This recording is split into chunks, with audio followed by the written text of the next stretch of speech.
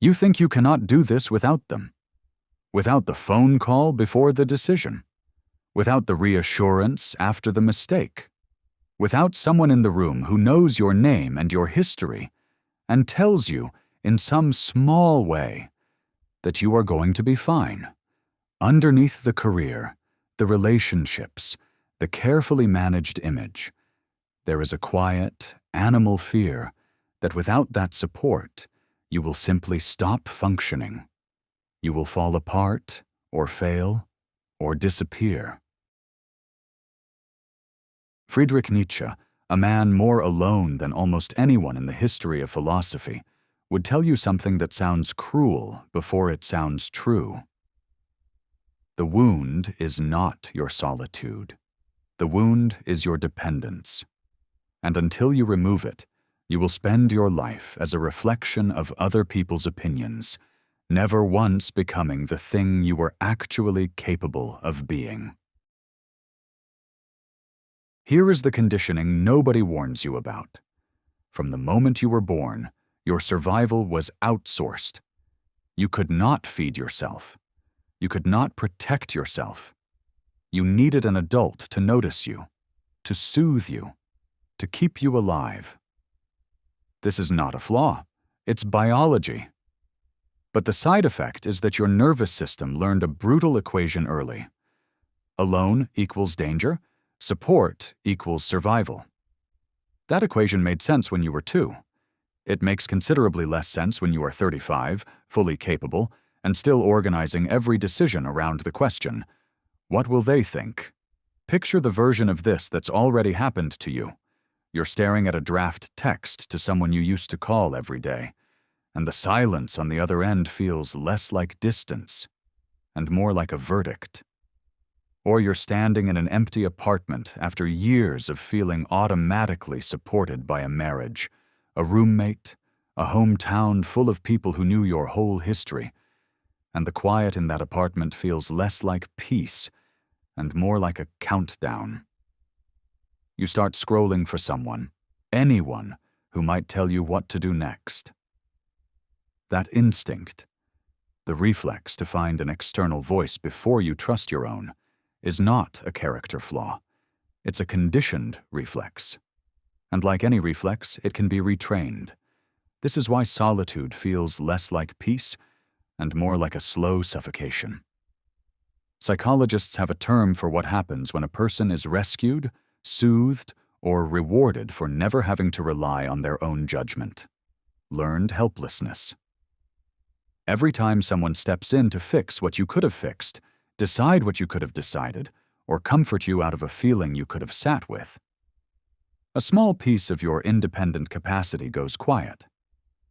Not because you're weak, because you were trained, repeatedly, gently, lovingly, to expect rescue. So when the rescue isn't there, when the job ends and nobody is hiring, when the relationship ends and the apartment is silent, when the family that used to hold you up simply isn't available anymore, you don't experience this as an opportunity. You experience it as abandonment. You panic. You start looking for the missing piece when the truth is far more uncomfortable. There was never a missing piece. There was only an undeveloped one. Yours. Nietzsche understood this better than almost anyone before or since, because he lived it without a single safety net. By 34, his health had collapsed so completely, violent migraines, near blindness, a stomach that rejected most food, that he resigned his university professorship and simply left. No university, no steady income, no permanent home. The one creative partnership that meant the most to him, his friendship with the composer Richard Wagner, ended in bitter rupture. A woman he proposed to, Lou Salome, refused him and stayed close instead with his own friend, a betrayal that wounded him for years. By every external measure, Nietzsche was a man with no support, no institution, no marriage, no real home. Just a series of cheap rented rooms in Switzerland and Italy, where he walked alone for hours every day because walking was the only thing that quieted the pain in his skull. It was in exactly that condition, sick, friendless, unemployed, unloved by the one woman he wanted, that he wrote almost everything you've ever heard attributed to him. The entire architecture of his philosophy was built in a small room in a village called Sils Maria by a man with nobody checking in on him. This is the part people skip when they quote Nietzsche on inspirational posters. They want the line about what doesn't kill you making you stronger, without the years of total isolation that line was extracted from. He did not theorize about solitude from a comfortable chair surrounded by colleagues. He lived inside it, daily, for the back half of his life. And what he concluded was this: most people never become themselves because they never get far enough away from the herd to find out what themselves even means. He called it herd morality, the unconscious habit of borrowing your values, your opinions, even your sense of what you're allowed to feel proud of from whatever group happens to be standing closest to you. The herd is comforting because it never asks you to stand on your own judgment. It hands you a ready-made identity in exchange for one thing: you must never leave it. The moment you do, the moment you make a decision the herd doesn't approve of, the moment you go quiet instead of explaining yourself, the moment you simply disappear from the group chat for a while, the herd does not shrug. It punishes. It calls you cold. It calls you selfish. It calls you different now, said in the tone reserved for betrayal. Nietzsche's answer to that punishment was not to fight back. It was to stop needing the herd's verdict at all. The courtroom you've been performing for notice what this means practically. Every time you've delayed a decision until you could run it past someone, your mother, your group chat, your ex, the comment section, you were not gathering information. You were appearing before a court you appointed yourself, asking for a verdict on whether you're allowed to want what you want. The herd doesn't even have to say anything cruel for this to work. The mere possibility of disapproval is enough to make most people quietly abandon a decision they were otherwise sure of. Nietzsche's challenge is blunt. Dissolve the court. Not by getting angry at the people in it. Most of them never agreed to sit on a jury you imagined into existence, but by simply stopping the practice of submitting your choices for review before you've made them. The moment you stop appearing before that court, something strange happens. People who genuinely care about you adjust and meet you where you actually are. People who only valued you as a defendant, who needed their verdict, tend to drift because there's no longer a trial for them to preside over. Both outcomes tell you something true about who was actually in your corner. Here is the uncomfortable part if you're currently leaning on a lot of people. Support, past a certain point, doesn't strengthen you. It atrophies you. Think of a broken arm in a cast. The cast is necessary for 6 weeks.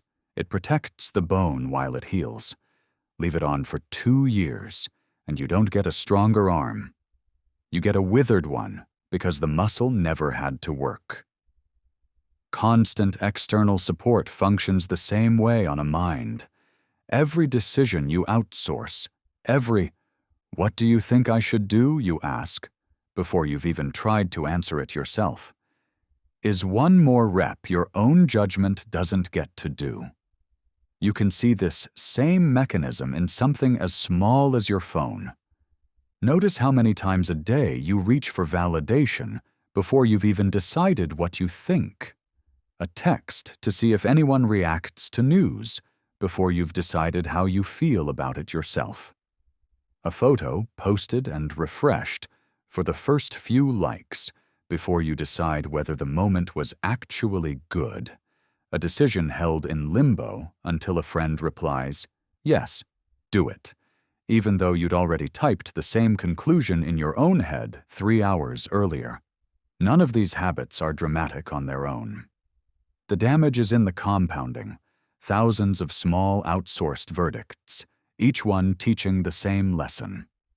My own conclusion isn't real until someone else confirms it.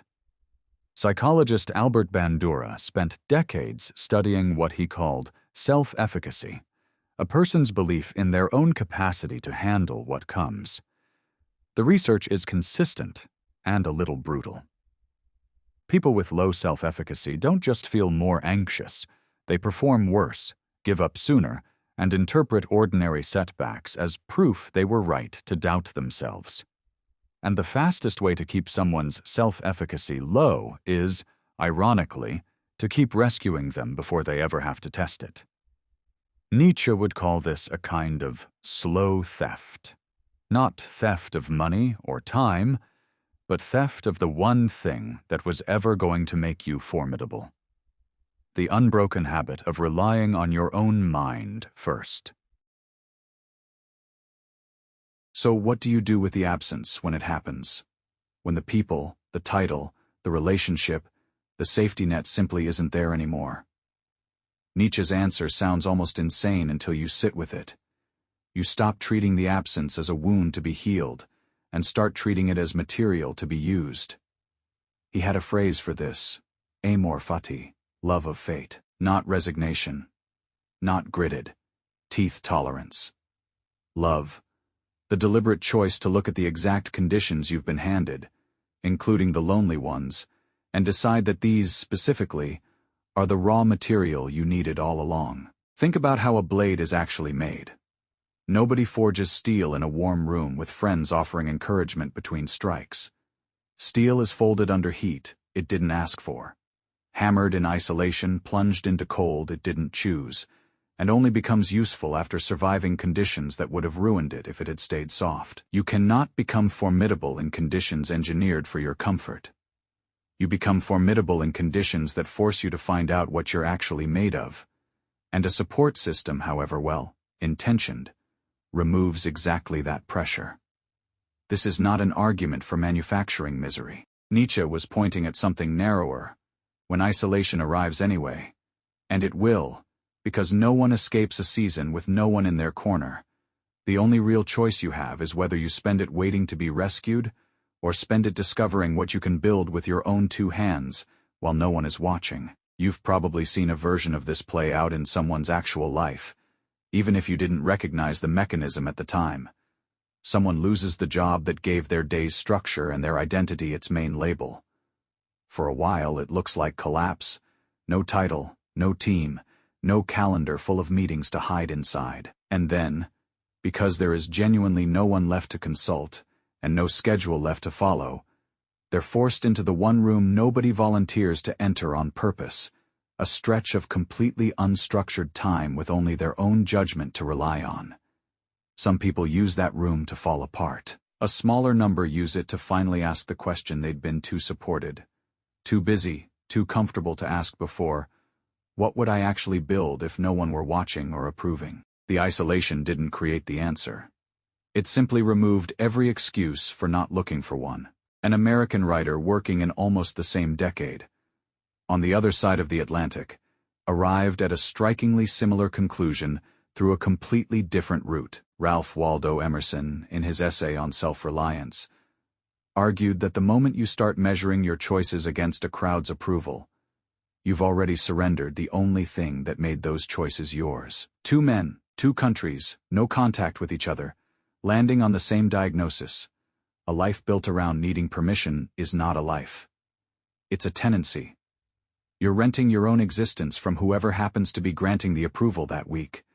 The forge doesn't ask your permission either. It just applies the pressure. What you do with it is the only part that's actually yours to decide. This is where it stops being philosophy and starts being practice. 4 tools, starting today. The internal witness. For the next 7 days before you reach for someone else's opinion on a decision. What to wear, what to say, whether you're overreacting, whether you made the right call, stop. Ask yourself the question first, alone, out loud. Sit with your own answer for at least 60 seconds before anyone else weighs in. You're not cutting people off. You're refusing to let your own judgment go last every single time. The decision quarantine. Pick one category of decision this week. Small, low stakes. Doesn't matter if you get it wrong. And make every decision in that category, without consulting anyone. What you eat, what route you take, how you spend your evening. The content doesn't matter. What matters is the rep. You're teaching your nervous system through repetition that a decision made alone does not end in disaster. That training only happens in the doing, the eternal return test. Before you act on something significant, ask, if I had to live this exact choice, on a loop, forever, would I still make it? Not, will people approve of it? Would you, alone, with nobody watching, choose it? If the honest answer is yes, you've found a decision that's actually yours. If the honest answer is no, you've found out you were about to act on someone else's expectations, instead of your own judgment, and you found out before it cost you anything. The unwitnessed log. At the end of each day, write down one thing you did that no one else saw, and no one else will ever know about. A choice you made well. A moment you held your ground internally. A small discipline you kept purely because you said you would. Don't post it. Don't mention it. Most people's confidence is rented from an audience. This is how you start owning. None of this requires you to become cold, or to cut every relationship out of your life. It requires the willingness to be uncomfortable in your own company, long enough to discover you can actually survive there. There's a trap waiting on the other side of this, worth naming before you fall into it. The moment people start building genuine self-reliance, a specific temptation shows up. Find a new authority to hand the steering wheel to. A mentor, a guru, a partner whose approval becomes the new metric you secretly chase. A philosophy, even this one, followed so literally it becomes one more set of rules you're terrified of breaking. Watch for the language of this trap in your own head. It rarely announces itself as dependency. It shows up dressed as devotion. I just don't make big decisions without checking with them first. Said about a partner, a parent, or even a therapist whose actual job was to teach you how to eventually need them less. Devotion built on genuine respect can survive that question being asked out loud. Devotion that's secretly fear of standing alone usually can't. Nietzsche distrusted disciples almost as much as he distrusted conformists, because a disciple has simply swapped one herd for a smaller, more flattering one. The goal was never to stop needing people.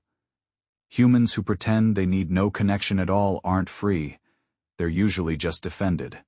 And there's a difference. The goal is to stop needing anyone's permission to know your own mind. You can love people, rely on people, build a life with people, and still be the final authority on what you do with your one existence. The test is simple. If that person, that mentor, that relationship disappeared tomorrow, would you still know who you are? If the honest answer is no, you haven't built self-reliance. You've just relocated the dependency to a more comfortable address. There's an image Nietzsche returned to again and again. A lone figure on a mountain path, high above the village, looking down at the lights of all the people who never left. He wasn't writing poetry for its own sake. He was describing exactly where he spent most of his adult life, walking alone, for hours, along the cliffs above Sills.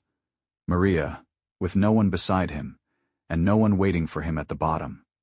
From down in the village, that figure on the mountain looks like exile. It looks like punishment. The people below see someone with no one, and they assume that absence is the whole story. What they cannot see from where they're standing is the view. They cannot see that the same distance that makes you invisible to the herd is the only vantage point from which you can actually see your own life clearly. Not as the herd frames it. Not as your family expects it. Not as the relationship you lost to find it. But as it actually is, without anyone else's shadow falling across it. You do not climb that path because you were abandoned. You climb it because it was always the only place you were ever going to find out what you're capable of carrying on your own back. So here's what I want you to actually do with this. Starting today for the next 7 days, run what I'll call the Sovereign Week. Every decision, no matter how small, gets the internal witness first. One category of choice this week gets the full decision quarantine. No outside input, start to finish. Before anything that genuinely matters, you run it through the eternal return to you will feel exposed. That's the correct response, not a warning sign. The discomfort you feel when no one is reassuring you is not proof that something is wrong. It's proof that a muscle which has been resting for years is finally being asked to work again. Let it ache. Don't reach for the old rescue out of habit. Sit in the quiet and notice that you are, in fact, still standing. By day 7, you won't have solved loneliness. You also won't need to. You'll have simply proven, in small, repeatable ways, that the floor underneath you was never actually missing. It was just covered by people standing on it for you. This is the entry point. The part of self-reliance I can actually lay out for you here, in a video meant for everyone. There's a deeper layer to this, about how Nietzsche dealt with the specific people who try to drag a self-reliant person back into needing them again, that gets harder to say plainly in a public video without it getting flagged. That material lives behind the join button, for the people who actually want to keep going past this point. If this gave you something to think about, subscribe. And if you're ready for the rest of it, you know where to find it.